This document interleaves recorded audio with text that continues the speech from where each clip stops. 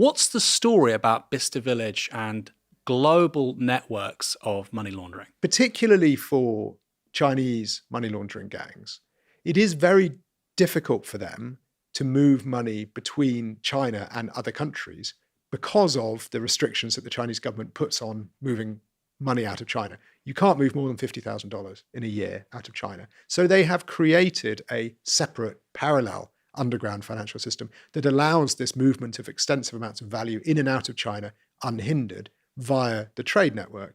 And so there is a huge demand in China for luxury goods. They will essentially employ large numbers of Chinese students who are based in European countries to go to luxury goods shops, whether that's in Bicester Village or in London or in Paris or wherever, and to buy luxury goods, package them up and send them back to China.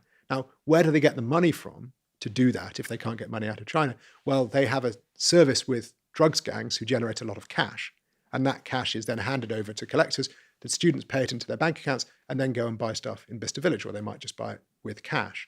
And then those goods are shipped to China, and then everyone in China who wants luxury goods is happy. But then that raises the question, how do the drug dealers get paid? They've handed over a load of cash to some people, and they are therefore looking for something to pay for that cash. And this is where the Chinese trade networks can come in that the Chinese are able, via contacts in South America, to pay that debt with shipments of cocaine from Colombia or Bolivia. And then people in Colombia or Bolivia are being paid in turn from China with shipments of the precursor chemicals or whatever to make that. So you have a giant triangular, essentially, trade system, in which the bit from Britain to China or from Europe to China, more broadly, is being paid in luxury goods. In France, in order to try and restrict this kind of money laundering, tax residents in France are not allowed to spend more than €1,000 in cash at any one time.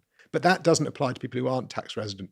But they had a policy proposed by the finance ministry that they would equalise that. So that it was a limit that applied to everyone. If you were in France, you couldn't spend more than €1,000 in cash. And there was such an outcry from the vendors of luxury goods, which is a very influential lobby in France. They've got some very, very big and powerful luxury goods companies, that they scrapped the policy. They said it's fine. You can set the limit for non-residents is 15,000. So there's such a source of demand for the French-made luxury goods from money launderers that essentially the luxury goods companies were able to put pressure on the French government to prevent them from doing anything about that. And it's just a really interesting insight, you don't get them very often, into the impact on the real economy of the way that these funds are being siphoned into it.